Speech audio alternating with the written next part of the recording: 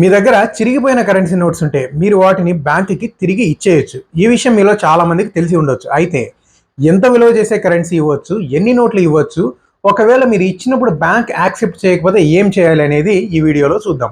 RBI guidelines ప్రకారం, అంటే reserve bank of India guidelines ప్రకారం, ఒకసారి ఒక పర్సన్ 20 నోట్ల దాకా చిరిగిపోయిన నోట్లను ఎక్స్చేంజ్ చేయొచ్చు, లేదా మ్యాక్సిమం 5,000 రూపాయల విలువ చేసే కరెన్సీని ఎక్స్చేంజ్ చేయొచ్చు. దీనికోసం బ్యాంక్లో ఒక ఫామ్ని ఫిల్ చేయాల్సి ఉంటుంది. ఆ ఫామ్ ఫిల్ చేసి బ్యాంక్ వాళ్ళకి ఇస్తే వాళ్ళు కరెన్సీ నోట్స్ మీకు తిరిగి ఇస్తారు. అయితే 5,000కు మించి లేదా 20 నోట్లకు పైన మీ దగ్గర ఎక్స్చేంజ్ చేసుకోవాల్సిన అవసరం పడితే దానికోసం ట్రాన్సాక్షన్ అమౌంట్, నామినల్ అమౌంట్ ఉంటుంది, అది చెల్లించాల్సి ఉంటుంది. ఇది ప్రొసీజర్. ఒకవేళ మీరు ఇచ్చిన నోట్లను బ్యాంక్ యాక్సెప్ట్ చేయలేదు అనుకుంటే మీరు ఆ బ్యాంక్ పైన రిజర్వ్ బ్యాంక్ ఆఫ్ ఇండియాకి కంప్లైంట్ చేయొచ్చు. ఆర్బీఐ వాళ్ళు ఎంక్వైరీ చేసి ఆ తర్వాత ఈ విషయం మీద బ్యాంక్ పైన యాక్షన్ తీసుకునే అధికారం కూడా ఉంటుంది. ఇక మీకు డౌట్ రావచ్చు, ఈ చినిగిపోయిన నోట్లను బ్యాంక్ ఏం చేస్తుంది అని. అలా చిరిగిపోయిన నోట్లని బ్యాంక్ ఆర్బీఐకి పంపిస్తుంది.